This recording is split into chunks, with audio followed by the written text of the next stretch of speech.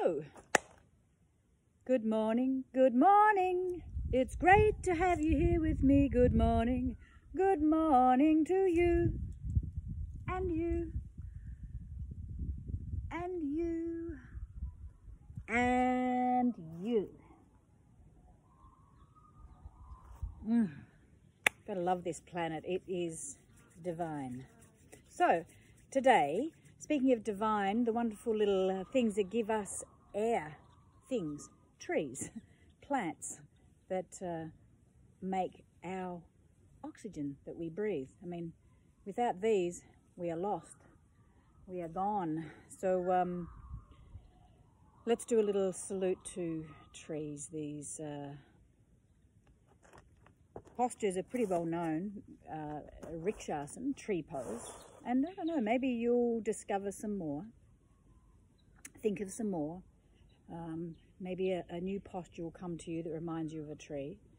Interestingly, handstand is called Adho, down, yeah. Mukha, face. Vrksasana, down face, tree pose. So in a way you could do your handstand. If you were doing a handstand, you could do it like this. So Tadasana is sort of like the premise, isn't it, for all postures. Samasthiti, steady, still, grounded, joyful, conscious, awake. You can have your feet, I think, you know, at the beginning certainly it's a little easier to have the feet hip width, even a little wider if you like, you know? And feel that life force. I've spoken about the rays of the sun, you know, imagining that you are like a solar panel absorbing energy. You know, even if you're inside a closed room, you know, inside your house, you can still use your little imagination to feel that every cell of your body is soaking up some lovely energy. Feel your breath. Notice how you're feeling. Notice what's in your busy mind and just smile at that. Just recognize it and not get entangled in it.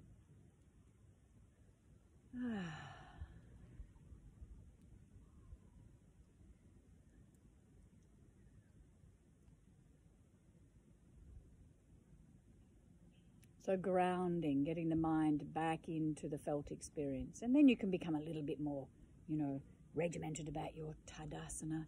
You can get very regimented about Tadasana if you're not careful. So I think life is like a really good play between playfulness, joy, lightheartedness, spontaneity, and serious discipline, yeah, focus, concentration.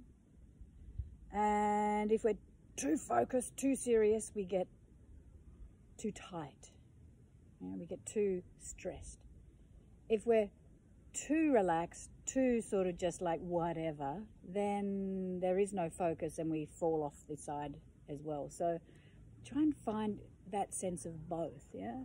So as you're standing tall, I love this sort of feeling like my feet are going down into the earth, literally growing down into the earth. And the earth is coming up inside my feet, up in through my legs, right up into the pelvis, yeah? And then from that sense of beautiful grounding down, this lovely lift up through the spine. So in fact, I don't have to physically lift my chest. Yeah. From the push of the legs, there is naturally an uplift through the spine. I also like the idea of Moreton Bay fig roots. Yeah. So from my fingertips and thumb tips, that energy is coming out and grounding me, anchoring also into the earth. The neck is long. Generally, the chin wants to jut forward as we lift our chest. So remember, I have mentioned in a previous video about keeping your lower back, the kidney energy back, expanding into the back ribs, your front thighs pressing back, yeah? So that the outer hip, this greater trochanter, is more in line with your heel, yeah, of the foot.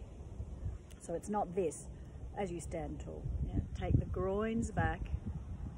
Subtly, the tailbone is like an anchor. The pubic bone lifts. Yeah? And to help get the grip of the shoulder blades also, you can externally rotate your arms. So if you externally rotate your arms now and do it as much as you can, and when you really focus, you go, wow, I can feel my shoulder blades. And especially working on that inner edge of the shoulder blade, that it's gripping onto the back, not squeezing into your spine. Okay, so it's almost like your shoulder blades, the inner edge, are pressing forward onto your ribs, but not squeezing towards each other. And like everything, it's a bit of a balance, yeah? So for you, what might be squeezing in too much might be just right. For another person, what's, you know, too tight might be too loose. So you've just got to find what your body says yes to. So kidney space, gently drawing backwards as you engage the heart space, the heart and lungs. That stretch of the shoulders away from the ears gently, like an inner energy, to your fingertips. Feet into the earth like you're in quicksand. And I don't mean that in a negative state that you're getting sucked down, yeah, that you'll never get out, but like you're in gumboots. And that lovely long feeling up through the spine. And if you close your eyes, this is such an amazing practice. You could just practice Tadasana for the rest of your life and become very awake, very present.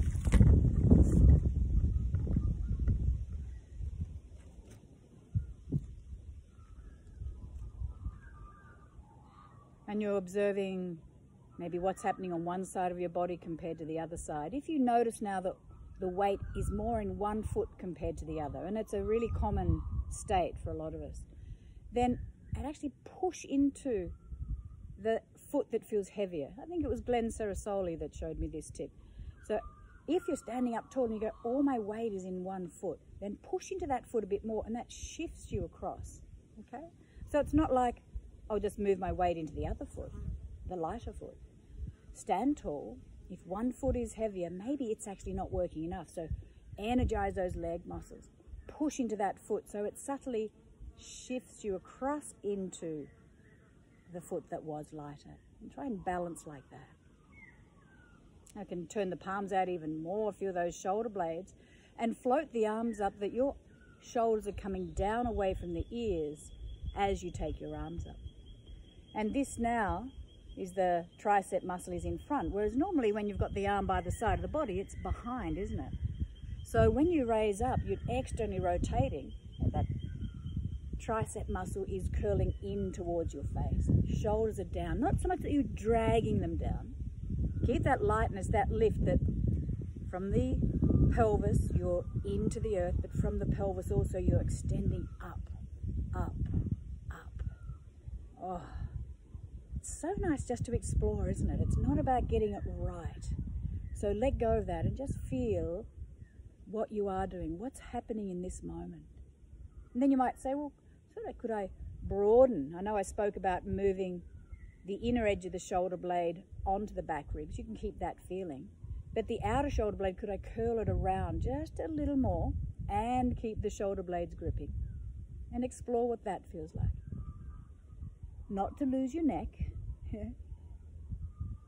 And a little extension, and breathe.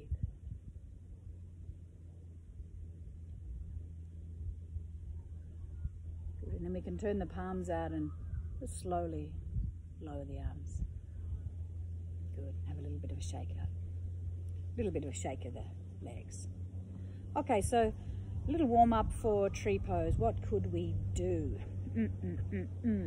How about, I have done this in another video too, but if you shift the weight into your right foot, yeah, just bending that knee, have a little jiggle so it knows it's going to take the weight. Always check that your knee, when you bend, it's not dropping into the center of your body. Yeah, bend it forward in line with maybe those middle three toes. Yeah, so get that sense of, yeah, I'm feeling confident in that right foot. And then bring up the left. Now I'm doing it on the ground, so you might get some blackened feet of mine, but I'm sure you won't mind. So hug the leg in, and again, not let the hips come forward. So press your standing leg thigh, the groin goes back, and you'll notice you go up. So don't let it be some sort of quantitative measurement about how high I can get my knee. Yeah? Let it be more about the quality of the standing leg, that your standing leg is still in Tadasana. Yeah?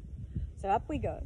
Hold on, and if you need to, you can be near a wall. You could always put one hand on a wall or one hand on a tree if you're out in the park, practicing physical distancing from our fellow species, human beings. And this is a good one if you'd like. Try and keep the knee up high and stretch your arms up. Keep pushing into that grounded foot, taking the thigh back. Oh, and when the wind comes, it's challenging. Don't you love nature? This is how the original yogis would have all practiced. No rubber mats, out in nature, yeah. No special clothing even. I've dressed up for this edition, I hope you've noticed. Okay, other side, little jiggle, little bending into that left leg of yours. Check that you're not letting the knee drop in. Bend it forward. Feel that sense of connectedness into the foot as you raise up the right leg. Draw or hug the leg in and open up those collarbones. Take a few breaths. It's fine if you're wobbly. That's the nervous system, the proprioceptors, working out how do I send messages from the brain to the ankle, keep it stable, leg stable, stability through the whole body. If you like, keep the leg in or high. You don't have to do this, and try stretching your arms up. So yoga is a qualitative practice. It's about the quality of what you're doing, not how much. So you come out of this whenever you need and make sure you're breathing smoothly. Yeah, the standing leg thigh goes back as you extend up. Yeah. And then release. Isn't that already just so nice? Now, again, you might have a wall, you're out in the park, a balcony, something like that. If you need, yeah, you can take the foot up, knee up, and then take that foot behind. So as I take the bent knee backwards, can you see how, or maybe feel how your pelvis wants to tilt forwards? And a lot of time, as I said, life is like being on the edge, isn't it? Being serious, but being relaxed, yeah? Being present, but not too hard in your focus. So like that, even physically, as the bent knee goes back, could you do the opposite with the pelvis, which is to tilt backwards? That's the top rim of the hip going backwards. So as you bring the knee back, the pelvis wants to tilt forwards. So at the same time, could you press the knee back and reach your buttock flesh down and lift the chest up? And if you wish, you can hold with both hands. Again, just observing. You're trying to feel the stretch in the bulk of the muscle. That is your front thighs, isn't it? Yeah, the quadriceps. And then release, a little shake out, and try the other side. Up you go. Holding onto the foot. So trying to squeeze your bent knee as close as you can to your straight knee. Take the bent knee backwards, but try and reach your buttock flesh downwards, which is like trying to lift your pubic bone up. And hopefully you're getting a stretch in the bulk of your front thigh. Not too close to the knee, not too close up into the origin of the muscle of your quads, which is the front of the hip bone, the ASIS. Nice work. You can hold with both hands. Good. And release. A little shaker. So another one again for tree pose, just preparing. Taking the ankle across. Pulling the toes towards the knee. So in this case, what is it, your right toes towards your right knee. Maybe bend. Now if you need support, just come up to a wall or have a chair. But if you're using a chair, don't fall, as in make sure it's in a nice stable position. So you can just give this raised leg, a nice little bit of a stretch, not by pushing on it, but it is moving down to the earth. The toes are pulling, towards the knee, and you're squatting down. Your standing leg, again, it's pressing out a little. And you go further you go down, you'll go, oh yeah, I'm feeling something pretty groovy.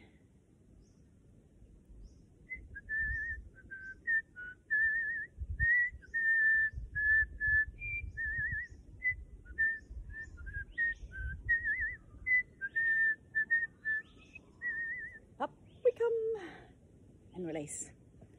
Then the other side. I always say, lucky we've only got two sides. Imagine if we were an octopus. Say, right, there's 7 more limbs to go. Pulling the toes to the knee. Press that knee down. Even press your ankle onto the thigh. Keep lifting your chest. And here it's like the lower belly draws backwards. You know? I talk about the joey in the pouch. You don't want it to drop out, do you, or forward over your pubic bone. So subtly, just above the pubic bone, draw that energy back. Reach the tailbone down as the chest comes forward. And breathe. Again, you can have your hands on a wall, you could have your hands on a chair. If you want to get really groovy, you could get further down, you could bring your hands to the floor, but we're not doing an arm balance or anything. It's really just working on the stretch of the leg. And we'll come up. Nice. So those legs are working a little more now, and especially trying to get the inner thigh open. So stretch the inner thighs, and just a little lean into the legs here. So my arms are straight, and I'm pushing into my legs, lifting the chest, body flesh down. Oh, how nice. Feet can press down evenly through both aspects, so the inner aspect, outer aspect of the foot, front and back, but especially into that heel. Yeah. Good. You can stay for a little longer, of course, or not. Stretching up. Oh, nice work. Pressing through your feet. Inhale up and release. Okay, let's get into tree pose. My favourite tree pose.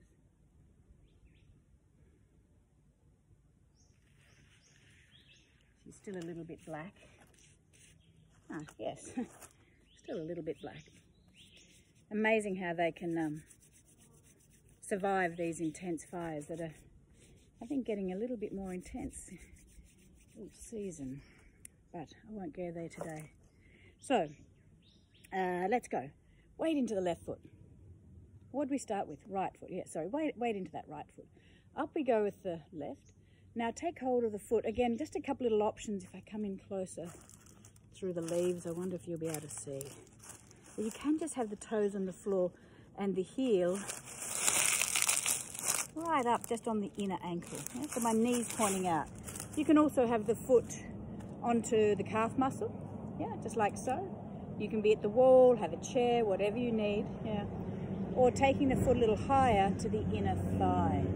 So the foot is in the middle of the inner thigh and you're trying to turn the knee out. But don't expect, or try not to overly turn. If I do it from the side, a little bit of flat ground here, that when you bring the foot to the inner thigh, don't expect that that knee has to turn exactly in line with the inner leg as well, because generally it's not the way the body is made. Yeah, the knee will be a little bit further forward to that outer hip. And that greater trochanter, draw it in, certainly. Certainly try and externally rotate, yeah, the leg, the thigh, so you're lengthening from your pubic bone to your inner knee. But if you turn just the knee out, your hips are going to turn off in the direction of the knee. And you want your pelvis to stay steady, like Tadasana, in line with your standing leg. So hopefully that makes sense. So up we go. If you haven't already, try again. Now press the foot and the standing leg together. So it's not sleepy legs. And also it's not that the standing leg hip, whoops, collapses out. Yeah? So keep that outer leg, outer hip area of your standing leg, suck it in towards the foot. So the foot and the standing leg together. Hands to the heart.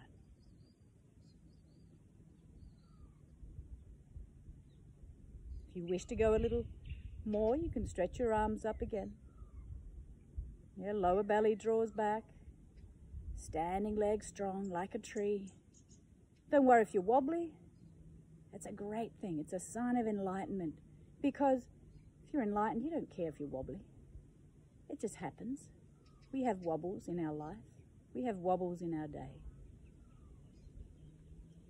Breathe. Such a nice posture. See how you go, bring the hands to the heart. Raise the foot, bring the knee forward and lower down. Shake out. Second side. So go for the option, heel to the inner ankle, ball of the foot still on the ground, foot to the calf muscle, taking hold of the inner ankle if you like, and bring the foot to the inner thigh. Stabilize, breathe, feel. Be in your legs. You feel how the foot is pressing to the inner thigh and the straight leg is pressing to the foot. It's like a clamp, and it hopefully should bring you up. You should feel that, or should is not a great word, is it? You might feel that as you press your legs, work them towards each other, there's an inner lift.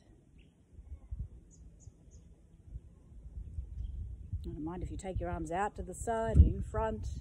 I like to go out to the side if I've got the space. Stretching up. Just feeling the action of the shoulder blades, the press of the foot to the earth, the length from the pubic bone to the inner knee, the bent knee, and from the outer knee back into that outer hip socket.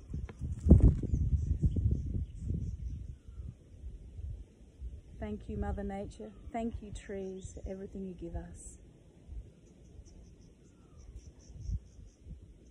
And let's bring the knee forward, hands down, and release.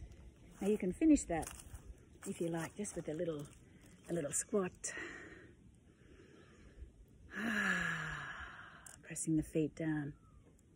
If not a squat, you could sit on your buttocks, just hug the knees into the chest. I often forget to mention that after these little practices, lay down just for a couple of minutes or sit for a couple of minutes of meditation, or go to the next video and try something else. Thank you so much. Be well. Enjoy your time. Namaste.